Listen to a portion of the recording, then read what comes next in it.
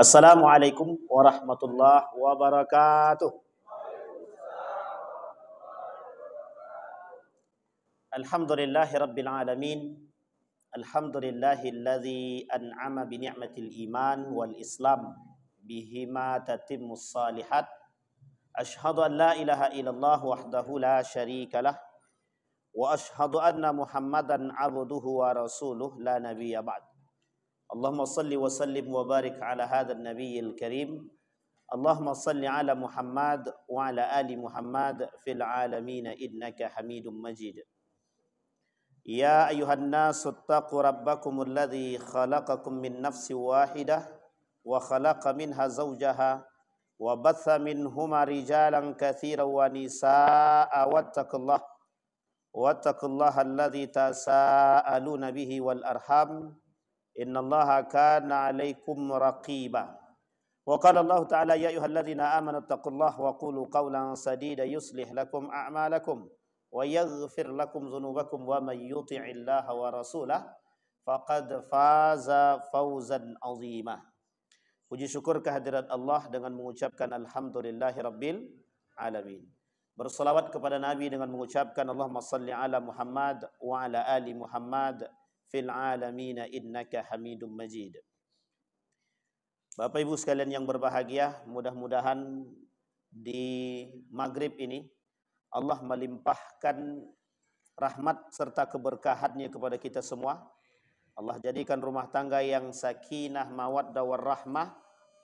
Kemudian Allah jadikan kita orang-orang yang husnul khatimah. Untuk orang tua kita yang telah mendahului, Allah tempatkan di tempat terbaik di sisinya. Allah terima amal ibadahnya. Allah kumpulkan bersama orang yang saleh.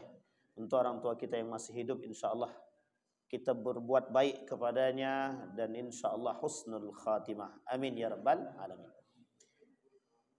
Baik Bapak Ibu sekalian yang berbahagia, malam hari ini saya ingin menyampaikan, sebenarnya ada banyak yang masuk di dalam kajian Bapak Ibu semua, tapi kita anggap mengulang kaji saja.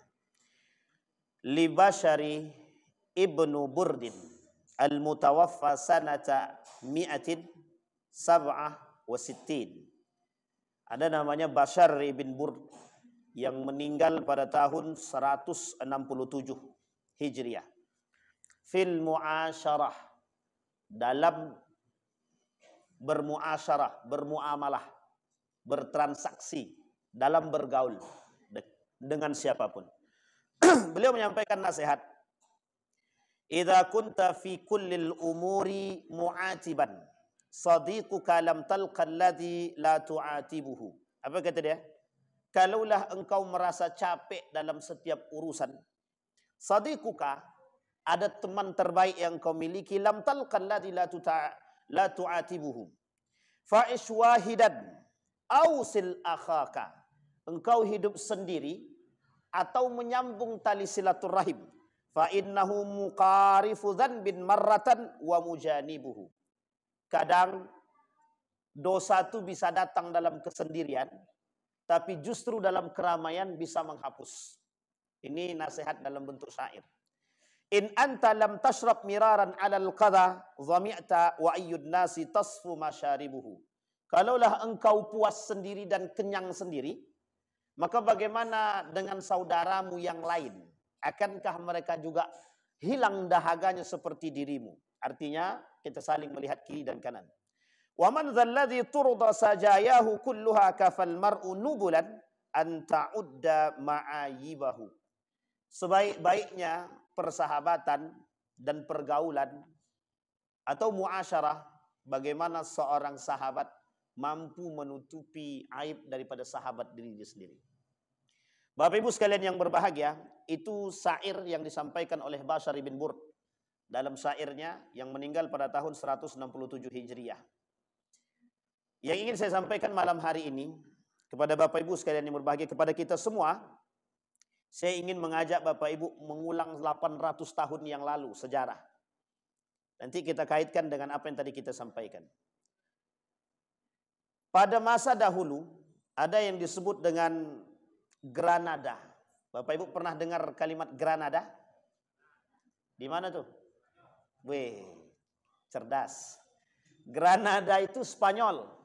Dulu Islam pernah berjaya di Andalusia atau di Spanyol atau di Eropa pada masanya yang disebut dengan Kerajaan Andalusia. Kalau bahasa lainnya Isbani, Al-Andalusi atau Isbani. Islam pernah berjaya pada masanya dalam bentuk periodisasi. Lama masa jaya Islam itu. Sampai seorang penulis terkenal, anak daripada Amin Rais.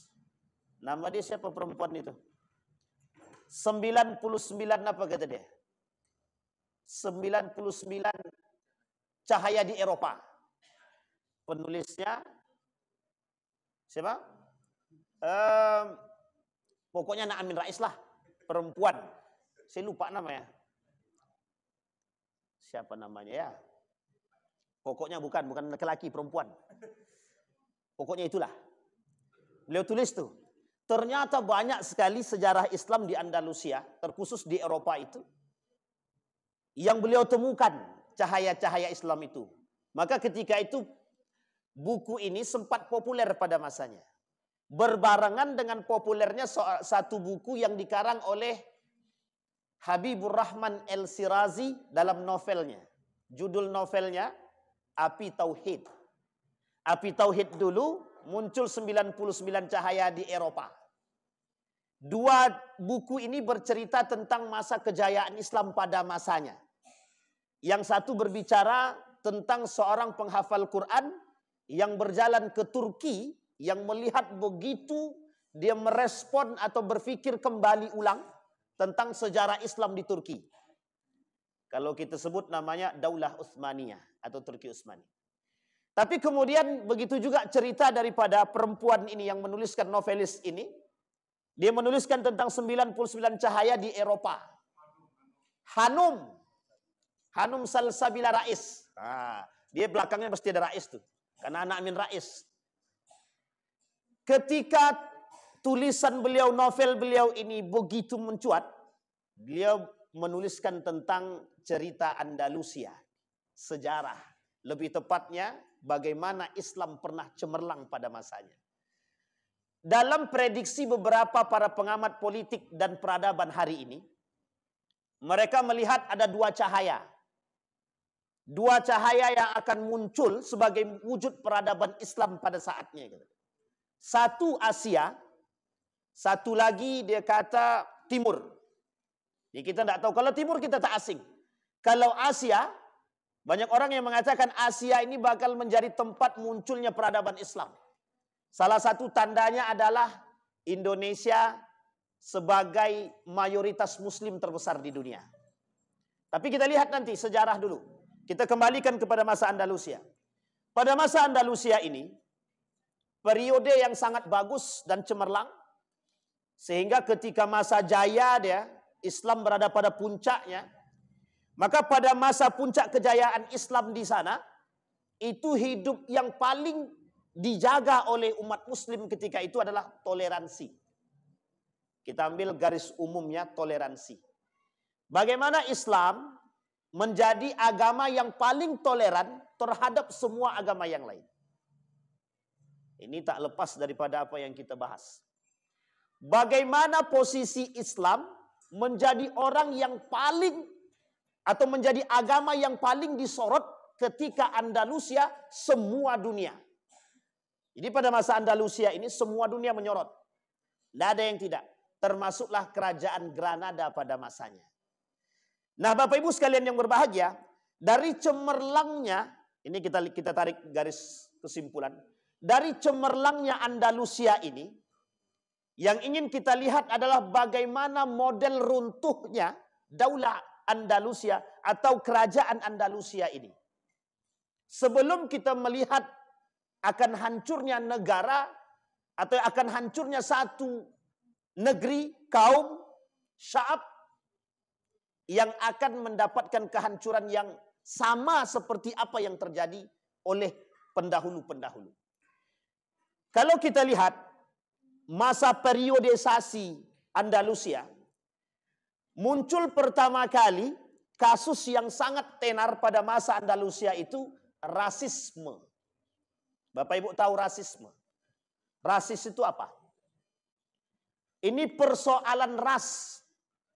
Persoalan ras ini kelak akan menyebabkan terjadinya perpecahan yang begitu besar di kalangan manusia, khususnya dalam umat muslim itu sendiri.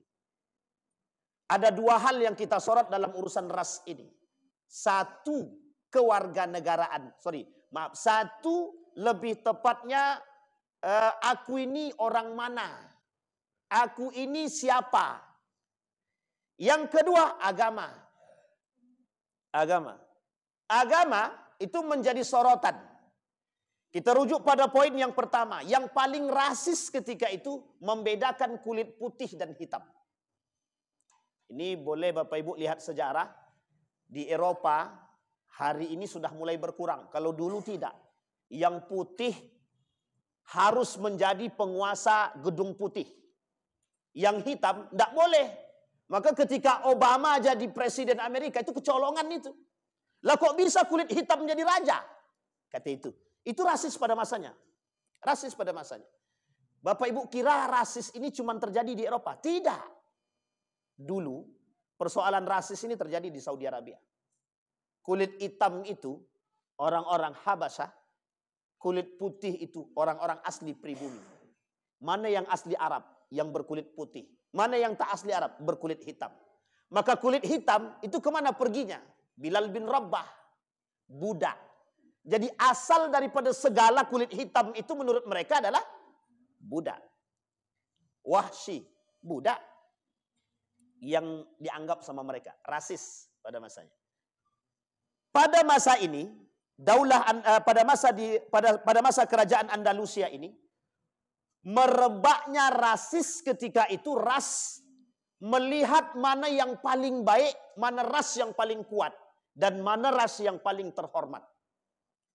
Sekarang kita rujuk kepada keadaan kita sekarang. Bagaimana kondisi kita sekarang ini?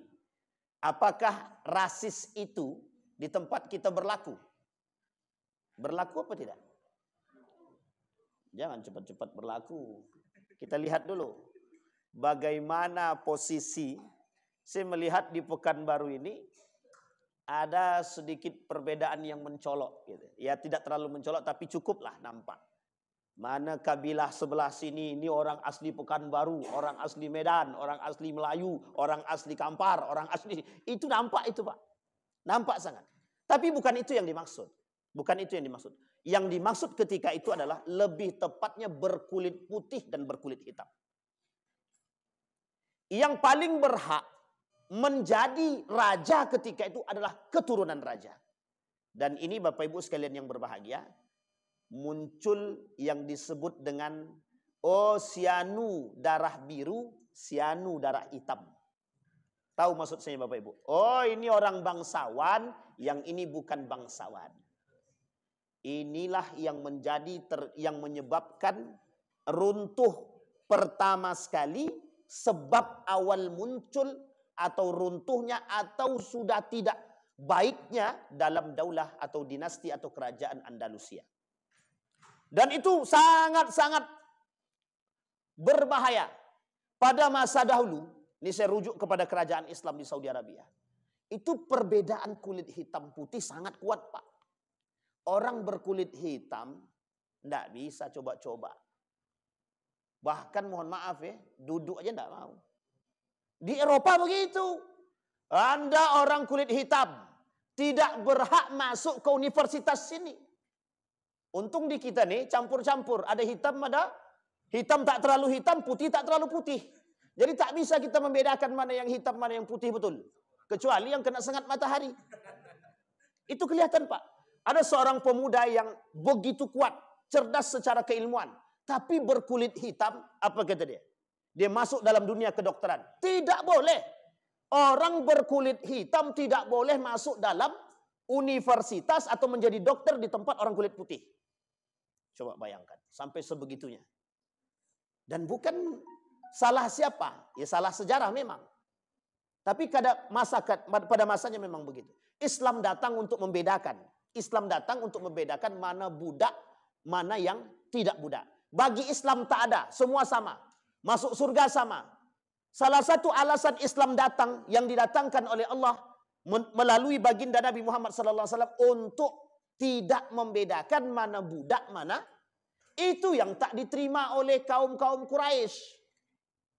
Kata kaum Quraisy, tidak bisa. Kami ini kan punya harta. Pada masa Nabi Yusuf, kata Nabi Yusuf, mana orang kaya? Ketika Nabi Yusuf jadi bendahara negara, mana orang kaya? Kata Nabi Yusuf. Pokoknya Nabi Yusuf, kata kawan konco areknya Nabi Yusuf ini, orang-orang sebelah sana tuh orang-orang kaya semua tuh. Yang tak mau berbaur dengan orang miskin. Kata Nabi Yusuf satu, gitu. Besok kita rubah sistemnya. Yang kaya harus miskin, yang miskin harus kaya. Nah, itu bagus kayak gitu tuh. Cocok kalau di tempat kita buat begitu. Tapi kan tergantung pemimpin. Makanya Bapak Ibu kemarin pilihnya pemimpin yang mana? Nah ini bukan proses sakit hati ya. Kembali kepada poin tadi. Jadi Bapak Ibu, rasis menjadi masalah. Sekarang saya ingin katakan kepada kita semua Bapak Ibu. Dampak rasis itu adalah cerai-berai dan permusuhan. Dampak rasis adalah cerai-berai dan permusuhan. Apa yang dikatakan oleh baginda Nabi Muhammad SAW.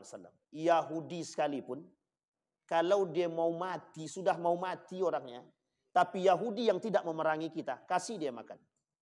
Itu Yahudi. Yang tahu jelas-jelas dia memusuhi kita, tapi dia tak memerangi kita pada masa itu. Kata Nabi, mau mati dia, tak dapat makan, dia kasih dia makan. Itu yang buta Yahudi kan. Orang buta yang dikasih oleh Nabi, dia tak tahu, dia tak punya apa-apa. Selain daripada baginda Nabi Muhammad SAW yang selalu mensuapkan dia makan. Tak pandang bulu dia. Tak pandang bulu.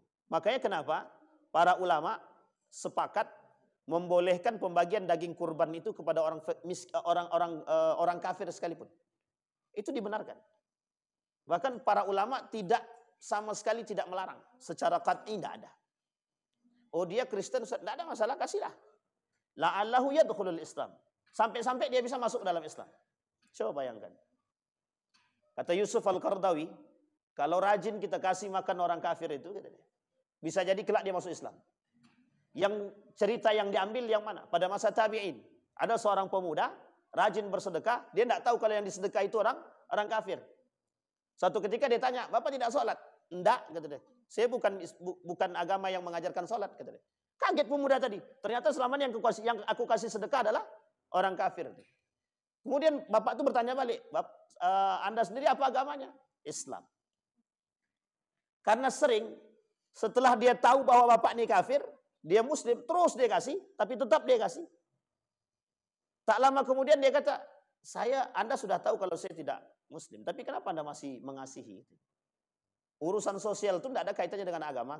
Agama kami sangat mengajarkan hubungan sosial. Kembali kepada poin yang tadi. Apa yang dilakukan ketika itu? Orang bapak tadi seketika itu bersyahadat. Mulai hari ini aku bersyahadat kepada Allah. Coba bayangkan. Ini poin penting, Pak. Yang di akhir zaman ini, yang perlu kita tonjolkan nanti adalah dua sikap sebagai bentuk akhir. Daripada apa yang kita sampaikan pada malam hari ini. Itu yang pertama. Sebab muncul atau mulai terasa tidak stabilnya lagi Andalusia itu ketika muncul rasisme. Apa yang ingin kita harapkan daripada persoalan itu? Hendaknya kita menjaga hubungan antara satu suku dengan suku yang lain. Mohon maaf Bapak Ibu sekalian yang berbahagia. Ada sebagian kalangan di antara kita menganggap satu suku itu lebih baik daripada suku yang lain. Oh ini masalah bagi kita. Itu sangat masalah. Bhinneka Tunggal Ika tak sejalan itu. Bhinneka Tunggal Ika tidak sejalan. Yang kedua, penyebab gejolak daripada Andalusia yang paling besar di antara sekian banyak itu munculnya paham Khawarij. Nah, ini Khawarij lagi. Nah, jangan ada yang sakit hati lah. Munculnya paham Khawarij. Sekarang saya lihat Bapak Ibu, saya sebutkan dulu. Khawarij itu pada masa siapa munculnya? Ali bin Abi Thalib. Ali ketika bertikai dengan Muawiyah. Muncul dua kelompok. Satu Syiah, satu Khawarij. Kata sejarah, sudah dimusnahkan sama Ali semua Khawarij itu. Orang-orang yang menganggap diri paling benar. Yang membunuh yang tak sejalan. mengkafirkan orang-orang yang tidak sama seakidah. Pokoknya yang tak sejalan dengan pemikiran mereka harus dibunuh. Ini Bapak Ibu pernah dengar DII, TII pada masanya ya? Tenang Bang Ardi. DII, TII pada masanya begitu. Yang tak sejalan, yang keluar daripada barisan mereka dan tak sejalan, tembak mati. Harus. Kembali kepada poin. Sekarang kita lihat. Kalau betul Khawarij itu selesai dan habis. Kata Nabi dalam hadisnya. Kata Nabi dalam hadisnya. Fitnah yang akan muncul di tengah umat manusia di akhir zaman adalah yang lain, fitnahnya Khawarij. Oh, kata para ulama, itu sudah sejalan pada masa Ali bin Abi Thalib. Sekarang tidak ada lagi Khawarij. Kita lihat hadis yang lain daripada baginda Nabi Muhammad SAW. Kata Nabi dalam hadis yang lain, salah 7 di antara 7 pengikut Dajjal di akhir zaman. Yang kelima itu Khawarij. Pertanyaannya, Dajjal muncul pada masa Ali atau yang akan datang? Yang akan datang. Kalau yang akan datang Dajjal muncul, berarti akan muncul Khawarij yang lain. Pertanyaannya, yang mana Khawarij itu? Nah, ini kalau dibahas lagi mesti banyak yang sakit hati kan? Ini persoalan Pak. Yang mana yang Khawarij itu? Karakter Khawarij itu disampaikan oleh para ulama dalam hadis dia banyak sekali. Satu di antaranya yang suka mengkafirkan orang. Sudah Bapak temukan belum? Berarti kalau ada yang mengkafirkan orang, Khawarij. Siapapun itu. Berarti kalau orang kafir bagaimana? Itu sudah kafir bawaan. Orang kafir sudah kafir. Ya kalau kita tidak kafirkan, kita justru menjadi masalah. Jangan menjadi masalah, oh ini bukan kafir Pak, itu non-muslim. Oh gitu ya. Non-muslim tapi bukan. Nah, Bapak Ibu boleh lihat videonya Musda Mulia. Profesor Dr. Musda Mulia. Apa dia kata? Siapa yang disebut dengan kafir itu? Orang-orang yang lain itu bukan kafir. Orang-orang yang beragama Kristen, Buddha, Hindu itu bukan kafir. Kenapa disebut bukan kafir? Ini ketika itu beliau sedang mencoba mengkaji nikah beda agama.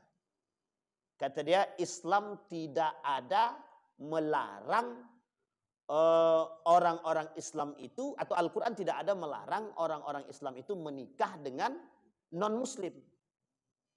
Yang dilarang itu dengan kafir yang seperti apa? Nah, ini bahasa dia. Dan ahlul kitab yang dibenarkan. Sekarang ahlul kitab itu menurut dia masih ada. Nah, ini poin penting. Sehingga kata dia, siapa kafir itu? Kafir pada masanya kan kafir Quraisy. Berarti Indonesia ini kan bukan orang Quraisy. Nah, ini kalau Bapak Ibu ikuti, bisa stres kita. Itu yang kedua, Khawarij. Maka orang yang suka mengkafirkan. Karakter Khawarij. Karakter yang kedua, orang yang tidak mengerti isi Al-Quran tapi hafal Al-Quran. Saya sudah sampaikan di sini dulu. Bapak Ibu boleh cek semua para pembunuh pada masa Khalifah atau Khulafaur Rasyidin. Umar bin Khattab, Utsman bin Affan, Ali bin Abi Thalib, Al-Hasan wal Husain, semua penghafal Quran. Siapa tidak? Ibnu Muljam, Abu Lu'lu, semua rata-rata penghafal Quran. Yang tukang gorok leher mengerti agama, faham agama. Yang menggorok leher, yang memotong leher Al-Husain, mengerti agama, sangat mengerti agama. Yang membunuh para ulama-ulama pada masanya, orang-orang yang juga mengerti agama. Yang berkhianat juga orang-orang yang mengerti agama. Ini pada masanya Pak. Jadi bukan kita ingin mengulang sejarah, tapi wajib kita pahami. Karena kelak akan muncul khawarij-khawarij yang lain. Artinya, kata para ulama, yang mensifati sifat khawarij. Pada masa ini, kaum-kaum khawarij Andalusia ketika itu, mereka mencoba merubah pola pikir yang terjadi. Dan ini ada kaitannya dengan keadaan kita saat ini. Yang dulu Andalusia masih berpegang teguh pada paham-paham yang baik, muncul paham-paham ahlul bid'ah wasyahwat. Ibnul Qayyim Al-Jauziyah mengatakan, fitnah terbesar umat muslim itu cuma 2. Satu syahwat, yang kedua syubhat.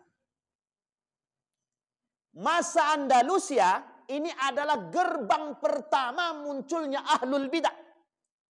Andalusia, itu termasuk gerbang pertama munculnya ahlul bid'ah wasyubhat. Muncul kemudian kaum-kaum khawarij, muncul juga ketika itu ahlul bid'ati wasyubhat. Pelaku syubhat muncul, pelaku bid'ah muncul, pelaku khawarij muncul. Coba bayangkan. Itu pada masanya. Sehingga ketika itu pemerintah kerajaan menghabiskan tenaga untuk membumi hanguskan kaum-kaum khawarij. Jadi Bapak Ibu, saya tidak ingin memprovokasi, tapi cuma ingin mengatakan kepada kita bahwa fitnah khawarij ini cukup sangat berbahaya bagi kita. Orang yang mengerti agama tidak akan mudah dan beriman mengkafirkan orang lain, apalagi meremehkan sesama muslim. Itu tidak mungkin. Baik Bapak Ibu. Yang ketiga, pemberontakan yang terjadi berulang kali. Pemberontakan pada masa dinasti kerajaan Andalusia itu terjadi berulang kali. Apa sebab pemberontakan? Satu, mereka menganggap pemerintah tidak lagi sejalan dengan aturan-aturan agama. Yang kedua, tumbuh berkembangnya nepotisme para ahli-ahli korupsi. Nah, ini saya tidak merujuk kepada Indonesia ya, tapi boleh kita tengok. Sebab kehancuran satu negeri itu, kalau sudah masuk sarang-sarang koruptor itu, para ahli koruptor itu sudah tak terbendung lagi, itu mungkin bagian daripada kehancuran. Na'udzubillahi, tsumma na'udzubillah. Tengok di kantor lurah, ada juga yang korupsi. Kantor camat ada korupsi. Kantor gubernur korupsi. Bupati korupsi. Sampai menteri korupsi. Sampai ke atas. Itu kalau ada. Mudah-mudahan tak ada. Tapi kan Bapak Ibu mesti mengerti. Baik. Kemudian, ini posisi pemberontakan yang terjadi. Pada masa selanjutnya yang keempat, bibit daripada Andalusia, bukan bibit sebenarnya, sisa-sisa dari kelompok Abbasiyah pada masanya, yang ketika itu Abbasiyah ini sudah hancur. Abbasiyah ini sudah kalah, dikalahkan oleh diri dia sendiri, sebab muncul kerajaan-kerajaan kecil yang tak percaya kepada Abbasiyah. Jadi runtuhnya Abbasiyah itu disebabkan karena kerajaan-kerajaan Islam kecil, baik di Turki, di Persia, di beberapa daerah, itu muncul berkembang sendiri. Karena tak percaya lagi dengan Abbasiyah. Bapak Ibu tahu alasan ketidakpercayaannya apa? Alasan ketidakpercayaan yang paling besar satu saja. Kapan kami orang pinggiran bisa menjadi raja? Masih ingat kalimat ini ya? Kapan kami orang pinggiran menjadi sama dengan apa yang terjadi di Andalusia? Karena sistem dia kerajaan. Sistem kerajaan tuh siapa yang berkuasa, dia akan turun menurun kan? Cicit-cicit dia. Maka sudah dijanjikan itu. Kalau pertama bapak dia, besok anak dia, cucu dia, cicit dia, yang akan menjadi turun-temurun itu. Tapi ingat, sistem ini maka akan hancur pada masanya. Siapa pelaku pertama sistem dinasti ini? Pelaku pertama, Muawiyah ibn Abi Sufyan, yang melakukan sistem ini pertama sekali. Muawiyah, Umayyah, dinasti Abbasiyah masuk ke Andalusia. Apa kata Abbasiyah? Orang sudah tak percaya, hancur Abbasiyah. Karena kami menganggap kami orang kecil, pinggiran kerajaan-kerajaan kecil itu akan mampu berjaya. Tak akan mampu. Sehingga mereka memberontak kepada Abbasiyah. Akhirnya tergulingkanlah Abbasiyah ketika itu. Abbasiyah tergulingkan. Sisa-sisa daripada Abbasiyah ini mulai masuk atau mengakui keberadaan Andalusia, dan mereka mulai menggerogoti Andalusia, kemudian memberontak kepada Andalusia. Dan ini Islam dengan Islam. Jadi pecah belah Islam itu, benih perpecahan itu sudah mulai dari dahulu. Hanya saja sekarang semakin besar. Dulu sudah terjadi, tapi sekarang semakin besar. Kemudian baru internal, baru kemudian eksternal. Datang serangan oleh kerajaan-kerajaan Eropa pada masa dia. Kalau kita merujuk, ada dulu kerajaan yang paling berat yang dihadapi umat muslim. Pada masanya, Bizantium, Romawi. Kalau bahasa kita sekarang ada dua lagi yang disebutkan yang paling berbahaya pada masa dahulu. Persia, Babilonia. Nah, ini kalau kita rujuk kepada Eropa, masa-masanya Eropa, Romawi pada masanya, Bizantium itu.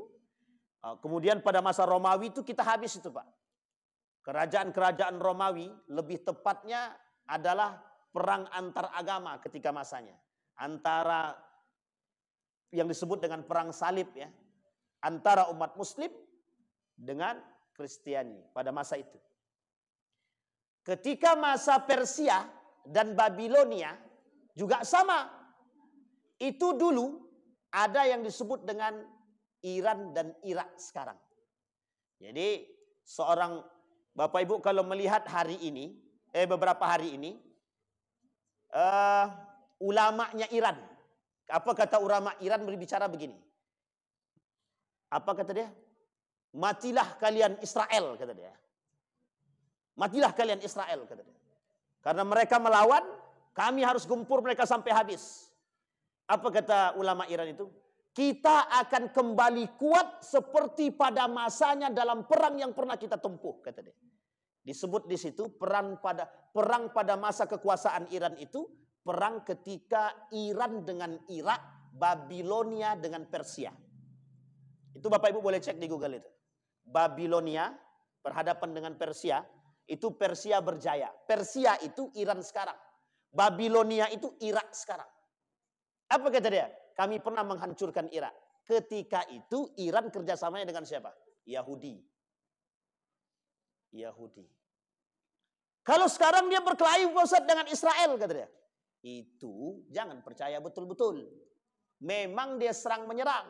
Iran itu punya satu tujuan.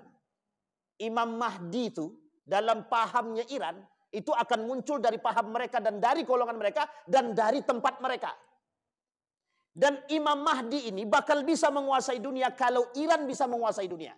Satu di antaranya kalau Iran bisa menaklukkan Israel. Israel ini belum tentu semua Yahudi. Tapi Yahudi juga belum tentu semuanya Israel. Sampai di sini bisa dipahami. Israel itu cuma di negeri Israel. Tapi Yahudi ada di mana-mana.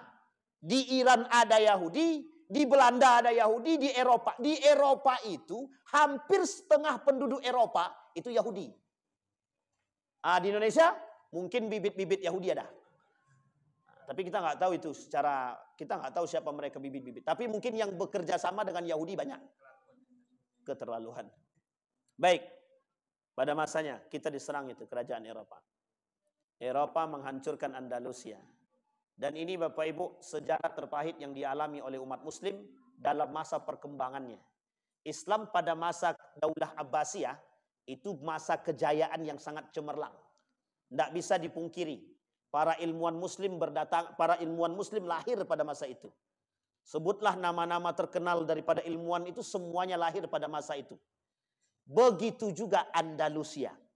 Salah satu di antara ilmuwan Muslim yang ada pada masanya ada yang disebut dengan Ibnu Rusdi. Pernah dengar nama ini, Pak?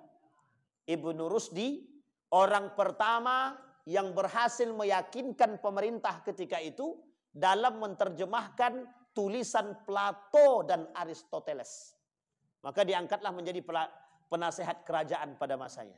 Sampai kemudian Ibnu Rusdi ini dikhianati oleh murid dia sendiri, kemudian dianggap sebagai orang penjilat kerajaan, dan dibuatlah isu akan perbuatan yang menyeleweng dan menyimpang dari Ibnu Rusdi, sampai Ibnu Rusdi kemudian dipenjara dan diasingkan meninggal di tempat kelahiran.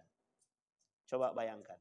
Setelah itu, pada masa inilah Bapak Ibu, pada masa Andalusia ini, kita tidak boleh ingkari, tidak boleh kita pungkiri, pada masa inilah banyak orang-orang Eropa yang datang ke Islam untuk belajar pada masa itu. Dia dimulai pada masa akhir daripada dinasti Umayyah, kemudian masuk ke Andalusia.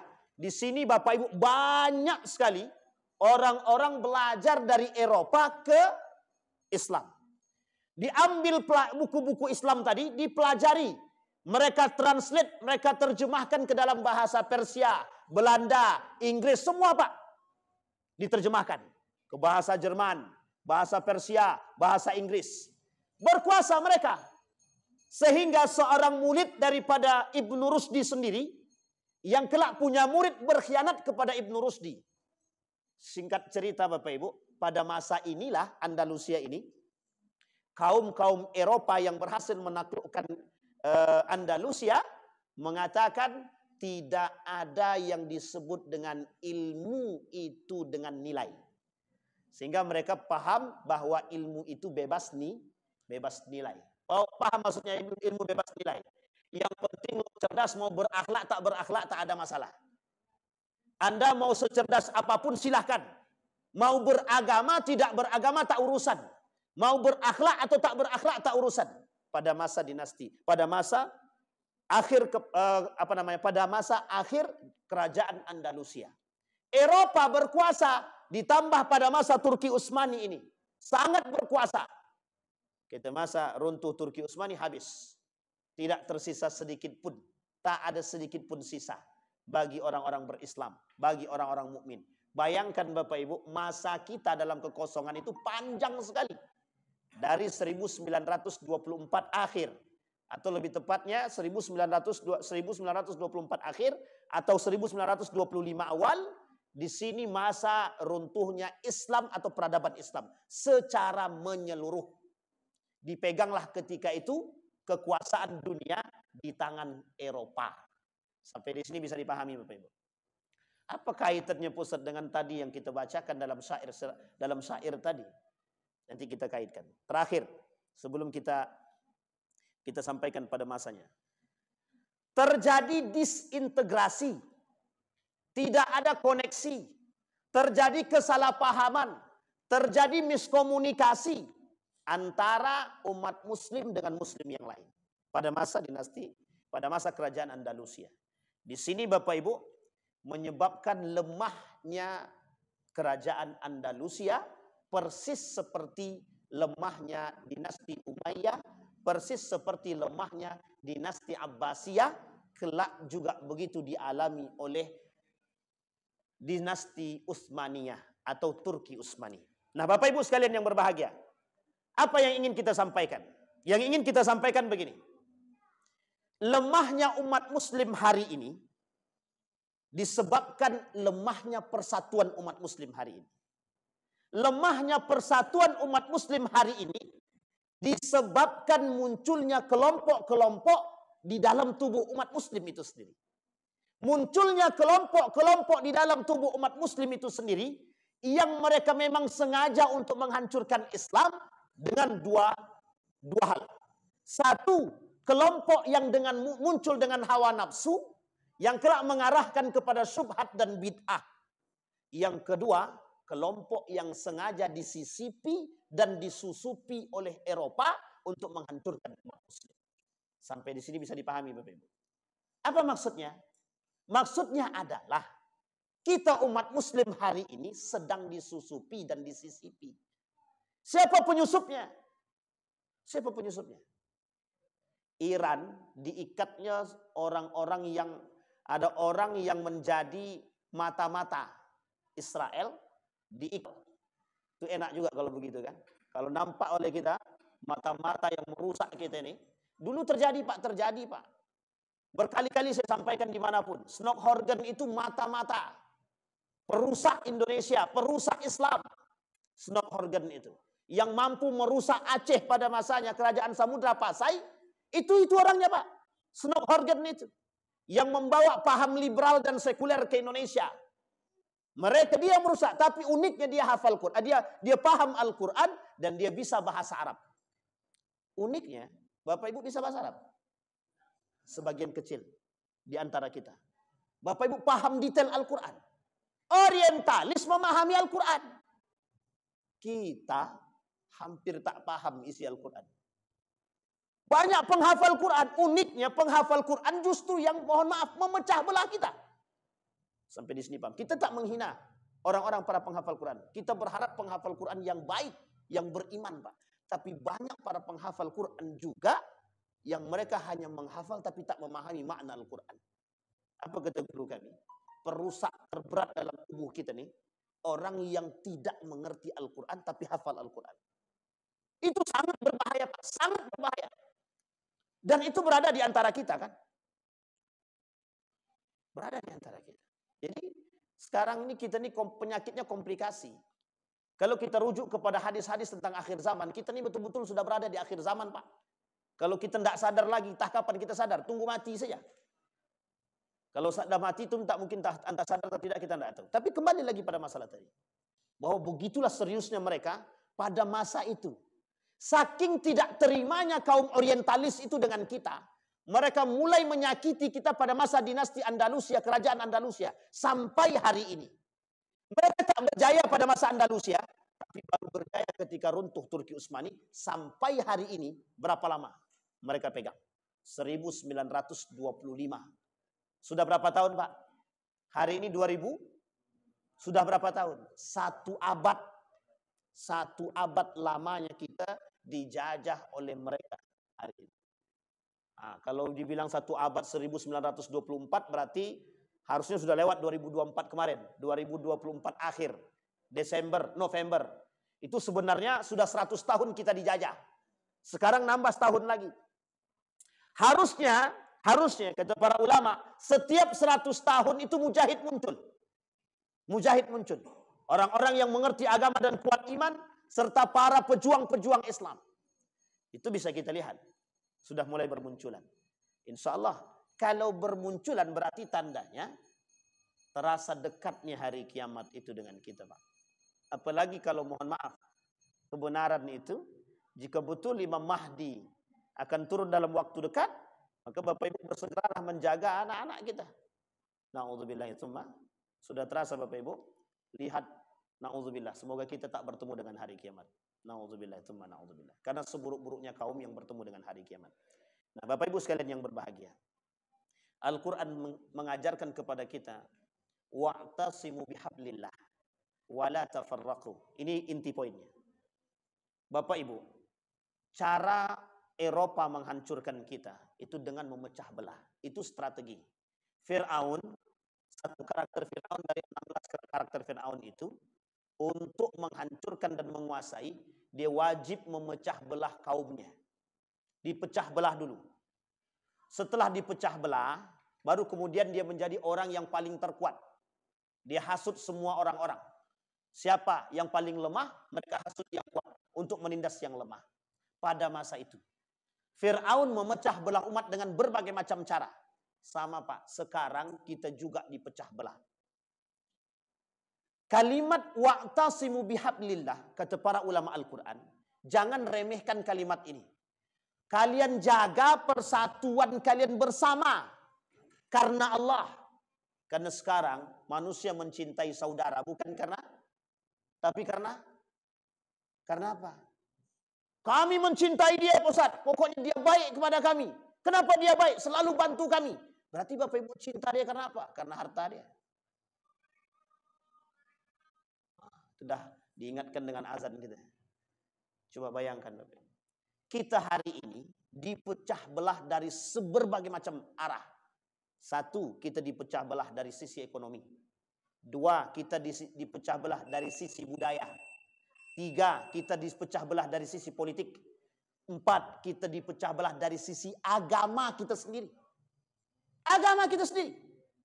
Muncul kelompok-kelompok yang ingin menghancurkan. Sama satu di antara. Sehingga umat muslim lemah begitu selemah-lemahnya. Kalimat selanjutnya kata Allah, wa'tasimu bihablillah wa la tafarraqu. Kalian jangan berpecah belah, jangan.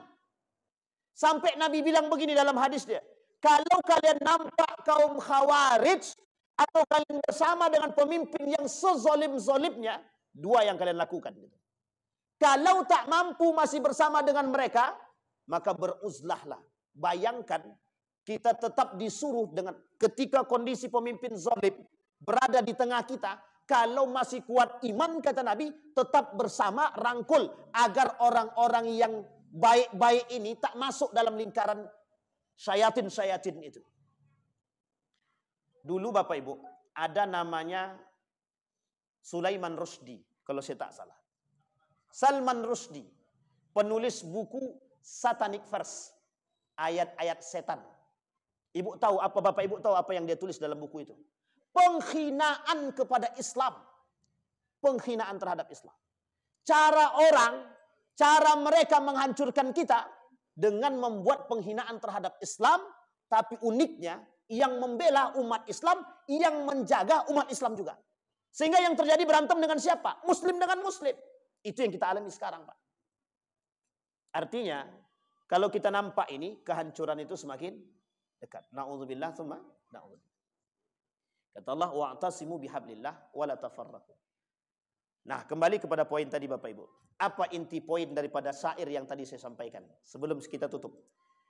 Kata baginda Nabi Muhammad sallallahu alaihi wasallam, irhamu man fil ardi yarhamukum man fis sama. Bagaimana cara kita hari ini mengajak saudara-saudara kita ini bersatu? Saya tidak lihat sekarang ini setiap orang di antara kita saling menjustifikasi, menganggap diri kita ini paling benar. Baru-baru ini kita melihat satu kelompok menghancurkan kelompok yang lain dengan ingin mengambil alih tempat-tempat. Dan ini betul-betul menjadi musuh kita. Kita sudah dihabiskan energi dengan kaum liberal, tambah lagi kita dihabiskan energi dengan saudara kita sendiri. Jadi sekarang ini habis energi kita. Wajar Pak, ketika Amerika ingin menghancurkan kita itu tinggal naik rudal ke atas, hancurkan habis kita nih. Misal ya. Kenapa begitu? Kita sedang habis-habisan berpikir tentang konflik agama. Bahkan kita tidak konflik agama lagi, konflik sesama kita. Itu kita sudah capek. Wahabi, NU, Muhammadiyah, Persis, dan lain sebagainya. Kita berperang dengan saudara kita. Dibuatnya betul kita berperang. Mereka dengan gagah mengambil hartanya, diambil kekuasaannya, pokoknya semuanya. Kita sedang berpikir tentang itu. Maka kata syair tadi, bayangkan kata dia, jangan sampai seorang muslim itu yang mengaku beriman, sebaik-baiknya muslim itu tidak menyebarkan aib saudara dia sesama muslim. Yang paling baik, Pak. Sekarang kita tak lagi menyebarkan aib, tapi justru kita mencemooh aib saudara kita sendiri. Nah, ini yang terjadi sekarang. Maka kenapa kita nih selalu berantem? Kita tidak konflik agama lagi, kita konflik sesama kita. Uniknya mereka yang di sana tertawa. Alhamdulillah kata mereka. Bukan alhamdulillah. Syukurlah mereka sudah berkelahi. Maka kami tak capek-capek lagi membuat kalian berkelahi, gitu deh. Jadi tinggal menghancurkan kita, Pak. Ketika mereka punya uang, dikasih uang, kita terlena dengan uang tersebut. Bayangkan kita rela menjual harga diri rakyat kita hanya karena uang. Bapak Ibu sekalian yang berbahagia, komplikasi penyakit yang dialami bukan tidak memiliki ruang untuk sehat. Komplikasi penyakit yang kita alami bukan tidak memiliki ruang untuk sehat. Kata guru saya, disinilah yang disebut dengan cahaya. Kita butuh ruang yang kecil tadi untuk menampakkan cahaya-cahaya tersebut. Kita berharap cahaya-cahaya itu muncul dari diri kita sebagai orang yang sadar, yang belajar, yang beriman dan berakhlak. Ashiruhum bil ma'ruf. Bagaimana cara kita bermuasyarah dengan saudara kita dengan cara yang baik dalam bentuk persatuan ini, itu yang disebut dengan cahaya. Bapak Ibu sekalian yang berbahagia, tidak ada yang selamat di akhir zaman kecuali orang beriman yang saling bergandeng tangan. Tidak ada tempat buat orang sendiri di surga itu. Surga itu untuk bersama. Wasiqal ladzina taqaw rabbahum ilal jannati zumara. Kelak kita masuk surga itu sama-sama. Jadi Bapak Ibu, kalau pengen kita kuat kembali, mudah-mudahan Islam itu muncul, peradaban Islam kemudian naik dari sisi Asia ini, mudah-mudahan itu adalah kita. Mudah-mudahan bermanfaat bagi kita semua. Fa'tabiru ya ulil absar la'allakum tuflihun. Assalamualaikum warahmatullahi wabarakatuh.